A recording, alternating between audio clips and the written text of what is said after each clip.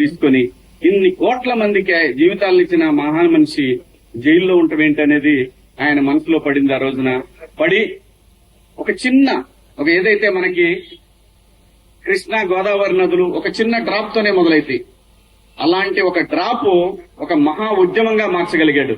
ఆ మహా ఉద్యమమే ఆ నాయకుడు చంద్రబాబు గారు బయటికి రావడానికి అంతమంది జనాలు, అన్ని కోట్ల మంది జనాల యొక్క ఒక వైబ్రేషన్ ఆయన బయటికి రావడానికి కారణమైంది.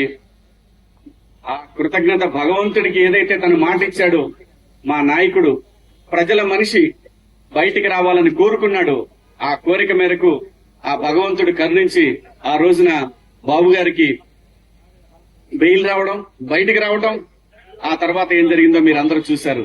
మరి ఊరికే మాట్లాడటం అందరికీ సాధ్యమే, ఎవరైనా అనొచ్చు ఒక మాట. కానీ తన అన్న మాట ప్రకారం ఈ రోజున షాద్ నగర్ నుంచి, అంటే తనకి ఏదైతే తన జీవితం మొదలైన ఈ ప్లేస్ నుంచి వెంకన్న దగ్గరికి మొదలు పెట్టాడు ఈ ప్రయాణం. ఇవాళ తను ఒక 40-50 మందితోటి మొదలు పెడుతున్నాడేమో, కానీ ఇది అక్కడికి వెళ్లేసరికి ఒక మహాసముద్రం లాగా మారిద్ది. మనందరం చూస్తాం. నేను కూడా వస్తాను నీతో అన్నాడు. నువ్వు కాదబ్బాయి, నువ్వు అక్కడ దాకా వద్దు, నువ్వు బయలుదేరే దగ్గర ఉంటే చాలు అని అన్నాడు. ఎందుకంటే ఇది తను చేసే దేని గురించి, తనకి లాభం లేదు దీంట్లో, తనకు వచ్చేది లేదు.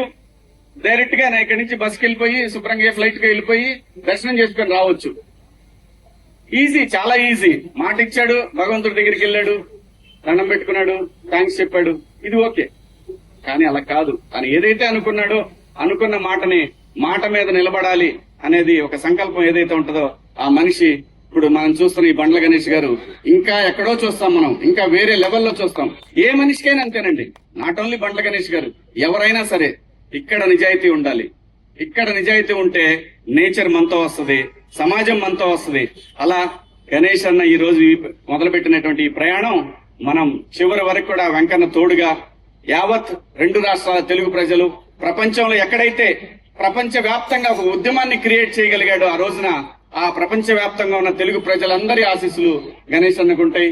మా అందరి అభిమానం తోటి ఆయన ఎటువంటి అడ్డంకులు లేకుండా స్వామివారి దగ్గరికి ప్రయాణిస్తాడు. స్వామివారి దర్శనం రోజున ఖచ్చితంగా ఎక్కడున్నా సరే నన్ను కూడా భగవంతుడు అక్కడ దాకా తీసుకెళ్లాలని కోరుకుంటున్నాను. ఖచ్చితంగా గణేష్ అన్న, థ్యాంక్ యూ. నీ మంచి మనస్సు, నీ నిజాయితీయే నిన్ను నడిపిస్తా ఉంది. ఎక్కడ గణేష్ అన్న, నాకు ఆ రోజు